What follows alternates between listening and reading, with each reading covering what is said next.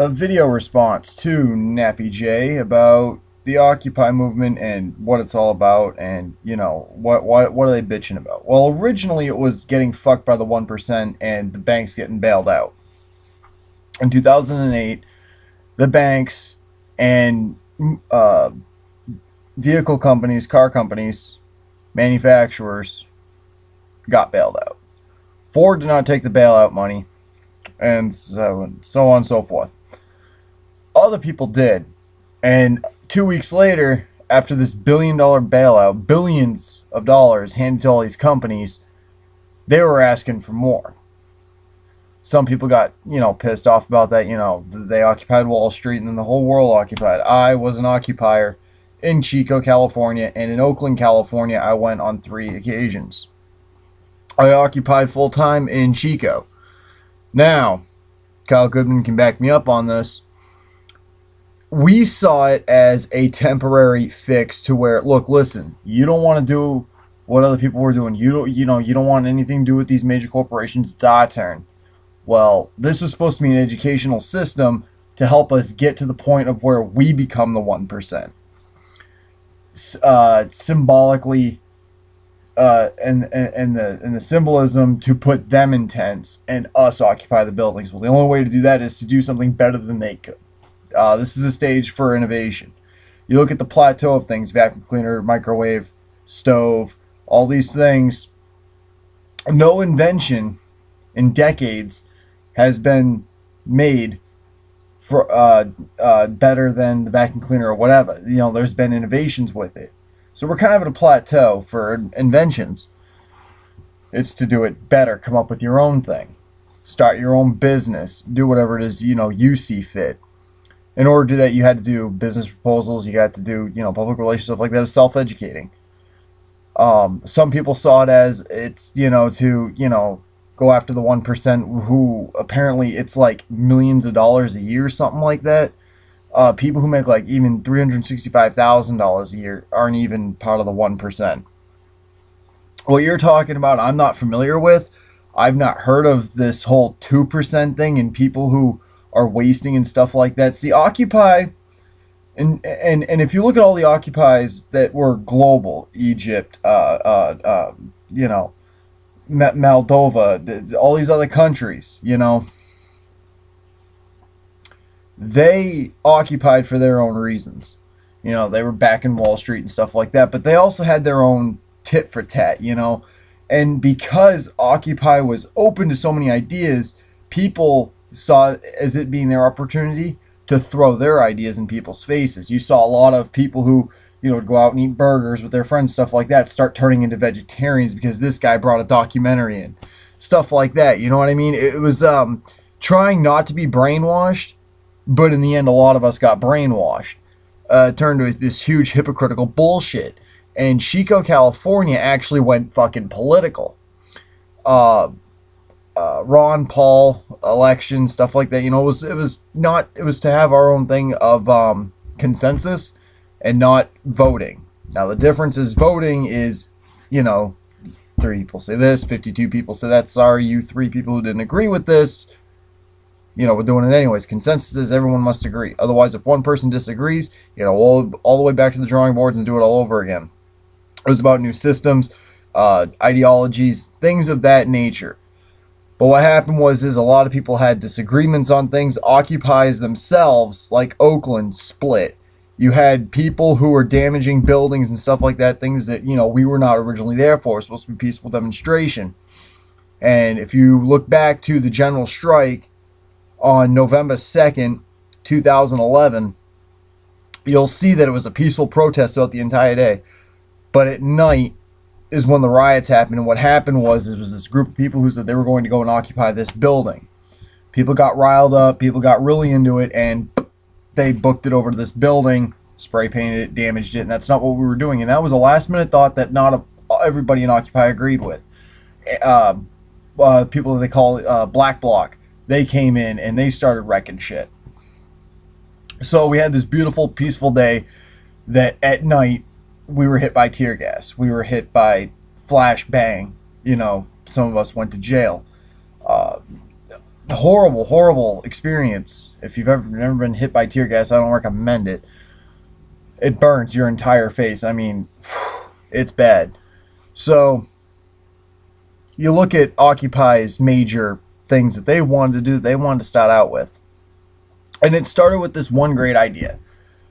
But because even in Occupy we were preaching peace and stuff like that, we were starting to, separating of ourselves. There was autonomous groups that were developing during Occupy because they didn't quite fit this. We want action now. We want to go out and do something now. Well, we got to wait and have a meeting. So this whole thing was about either. It was kind of this slosh. It was very sloppy. It was very horribly, horribly put together. And it just became this disaster and failed. Ultimately, no matter how often you occupy, you could still be doing it now. And you failed. You failed miserably. That's what happens when you get a whole bunch of people together for something that's instantaneous. And after a while, people aren't shocked by tents in the parks. You got to go and do something else. Well, if you break down buildings and stuff like that, you get negative publicity. And I guess bad publicity is better than no publicity, but that's what wound up happening. You look at Occupy Wall Street with all the arrests and all those riots. It was the same thing all over the place. The Occupy is getting shut down and stuff like that. Originally, as I stated, it was supposed to be against the 1%. Not this 2% or whatever, but for some reason, Occupies started coming out with their own ideologies, their own methods, their own politics. And they started diverting away from the original claim that it was this Declaration of Independence and this, order that Wall Street had put up. It was their declaration, things that they wanted, their own like manifesto type thing, I guess. I don't know. I never went to Wall Street. But I know that in Chico, even in a small Occupy, I mean, we had maybe 35 to 50 people in the beginning. We had like 400 people marching with us in this, for the marches that we did. And a month later, you started seeing 75, 100. Then you started seeing 25. And then eventually you got to like 8 people marching the streets. Because there was no shock value anymore. People got bored. Some people called it, they went back to sleep type thing. Did Occupy work? No, because nobody had the same goal. And you're working with a bunch of people who felt like their voice wasn't being heard and this person's talking too much. And it was supposed to be this leaderless thing, which I guess sort of led to the demise of Occupy. You're leaderless, no one has motivation. You're leaderless, you got no one to look to. You're supposed to look to yourself. Well, then in that case, you don't need to occupy, do you? See, it was very, like I said, sloppy. It was not well put together. The methods started changing. People started changing. I started doing things that people didn't agree with. I started coming out with these plans. I'm like, why aren't we doing this? As a matter of fact, our autonomous group left Occupy because we were actually out doing things. And, we'd come back and it wasn't, what are we going to do? It's what did we do when we were away? What is it that each individual went and did to try and make a statement? And you'd sit there and you'd say, I've done this and I've done that. I actually got to hold the very first autonomous meeting that we had, me and my group, at the apartment that I was living out in Chico, California, which was cool. They actually came to me and they asked me if I wanted to be part of it, which I felt honored because these were the guys who originally set up Occupy Chico. And because Occupy Chico went in a different direction that they did not originally establish, they left. It's the autonomous groups that work. It's the doing it yourself. It's going out there and making a statement on your own. That, it was originally supposed to be a political thing. It wasn't supposed to be about, who's got what and stuff like that. But as time went on, we started realizing, look, listen, this isn't going to change. You could put all of us in tents. We're still going to be at war with each other. Especially when Wall Street's doing this and Oakland's doing this, fucking, Washington State's doing that. And if everyone was intense stuff like that, we'd still end up like throwing sticks and fucking rocks at each other. It'd have been no different, right? So some of us had just left. I mean, we closed down the tent. That was that. I wasn't even aware there was still an Occupy movement going on. I mean, seriously, you got to look into yourself and go, how am I going to change it? And that's when the whole business thing started. That's starting up your own business, coming up with your own way of income, being creative. It's all that, if you can't do it, you can't work your 9 to 5 because, like you said, the economy's bad. You got to find a way to do it yourself. Hatchet's Wicked Shack. The business that my buddy Kyle Goodman's got going on for like parties and raves and stuff like that, and doing all this DJing and his creativity with music and dubstep. That's what branched out of this. Hatchet's Wicked Shack was built after Occupy. During the time of Occupy is when Hatchet's Wicked Shack erupted. Same with Kyle Goodman's idea, and everyone's ideas started blowing up. And that's what it was all about to us. I mean, some people would see it differently. You know, they'd see it as, no, no, no, no, no. We're still going to go out to that sidewalk and protest every day until it changes. But if you just keep doing that, people are going to drive by you like it's a statue sitting in the park that's been there for years. And you're going to meet its demise, and you're going to age out, and no one's going to be shocked by it anymore. You got to do something that's, more out there. But ultimately, Occupy is the way it is now because of a whole bunch of people that rewrote things and tried to do different things, but they were still doing the same things. They used the same methods. They wouldn't change. Occupy, did a lot of good things for me. I got to meet people. I was broke. Here I am in this new place. I got no way to meet people. I was walking 10:30 at night. I look across the street and I see this tent up. I'm like, it's a little late to be selling something, isn't it? So what do I do? Of course, I go check it out. It's a fucking tent up at 10:30 at night. Of course, I'm gonna go check it out. So I go across the street and they're like, yeah, you didn't hear at Wall Street was occupying, dude. I don't watch the news. Well, yeah, I'm like, oh, I'll come by tomorrow and see what you guys are all about. I started observing, and the first thing I said in Occupy, and I'll never forget it. Very first thing I said in Occupy. It was this guy, and he raised his hand. He says, what about Walmart? We'll go Occupy. Well, we need to talk about that and stuff like that. And he goes, fine. I said, time out. We're supposed to be making change and all this and that, but now we got to have a meeting about this. I says, sir, if you want to go and occupy Walmart, hell, I'll get people to go with you. You got to do this on your own. You can't be sitting there waiting for the go-ahead from somebody else. That's exactly what we're trying to fight against, and I've got a lot of this, which was like, approval and stuff like that. And he said I inspired him. Crazy. This guy's like, 4 decades older than I am. But, that's what it was all about. It was an idea. We hung on to the Guy Fawkes mask thing. And I actually read this. If you buy a Guy Fawkes mask, you're actually investing into Warner Bros. And they're like one of the biggest fucking corporations or whatever. Yeah. So, anyways, it was this big mess. Through ideas, through the mechanics of the protest, everything that it developed, and it was just a bunch of people that were pissed, and we were trying to get the 99% all together. Well, unfortunately, the morning of November 3rd, after the general strike, the city was split. A lot of we were like animals in a zoo. People are coming in taking pictures of us when we're sitting in the tents. We had our own alleyway with tape, and we had our own concerts that we were putting on for free. We had a couple of Rastafarians come in and whatnot, and it was cool. But then the next day after those riots, we were the most hated people in all of Oakland. We went back to try and fight the police to try and keep them away from Tent City. They never even showed up. The day we went back was the day that they took it apart. But we went back for a cleanup. But the autonomous group that I was part of during this whole time, it was a phase. And Occupy was broken down into 3 different phases. And I think what really messed things up is they weren't clear, anonymous, who we're supposed to be getting our orders from. And ad busters and all that, who actually started up the Occupy movement.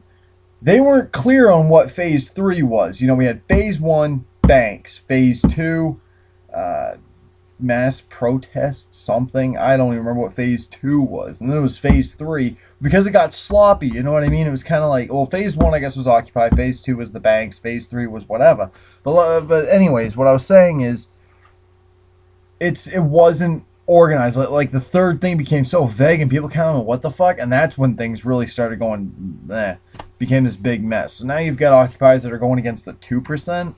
I mean, you might have said that wrong. It might have been the 1%. I don't know, but say it is the 2%. Well, now you're looking at we are the 98%, and it's foolish. If you want to know Occupy in a nutshell in 14 minutes and 50 seconds, that's pretty much it. make your own business. You grow yourself. You give yourself a job. You do what you can to survive. Who knows? Maybe you'll make millions. Maybe you'll talk to a major record label who promotes ICP. I don't know anybody like that. But, let's say there's a charm designer out there somewhere who, he's trying to get in touch with Psychopathic Records and try and get them on board and stuff like that with his charm ideas that he developed, going on 2 years. Say I know somebody just like that. And that all came from Occupy, let's say. Well, he's pretty much made a success of himself, and if at least he's not making money, he's up there with the big guys. That's what Occupy did for me. That's what Occupy did for a lot of us. And that's pretty much what it was. Do it yourself. Do what you think is right. Take action. Don't be afraid. But it became this whole political thing. Some people picked sides. Some people didn't. So I took what I needed from Occupy. I have not occupied since. I thought about doing something like that this May. I did this whole big thing on it against the FBI, but it wasn't going to take 8 months. It was going to be a look, listen, hey, FBI. Yeah, you got our attention. Now we got yours.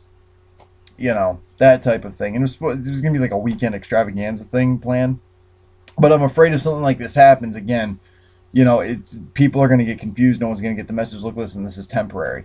But do I still want to do that? Oh, hell yeah. Do I plan on occupying to try and get the FBI's attention? Oh, fuck yeah. Because I want to do things differently than what the other Occupy movement's doing right now. And I say occupy, but it's only, to occupy, you're supposed to be there 24/7. You're never supposed to go back home. You're never supposed to leave that spot. I mean, you're supposed to, starve, die, and freeze right where you're at. Please. I didn't even do that, dude. I mean, I'd be like, all right, I've been here since 6 o'clock in the morning. It's 10 o'clock at night. I'll see you guys in the morning. Go home, eat dinner, go to bed. Wake up the next morning, treat it like a job because that's how I got my education on this whole thing. Occupy yourself. Let's get educated. So, hopefully this helped things out. Not all of us occupiers were, saying, this person's got this and that. But between you and me, dude, and whoever else is watching this, those fucking iPhones and shit like that, dude, fucking confuse me. I'm 23 years old. I don't understand that fucking shit. I got a flip phone. I'm happy. But that's a technological thing. That's not like, I believe it adds to the dumbing down of America, which was another big thing in Occupy. America gets dumbed down and shit like that. But I wouldn't call it as ungrateful. I'd say, it's a great marketing scheme and shit like that. But, just so you guys know, it was also believed that Occupy was actually under government ruling, meaning the government actually called out Anonymous, and Anonymous is actually in the government, to set up Occupy as a distraction. So, those of you guys who are still occupying, you need to think about that.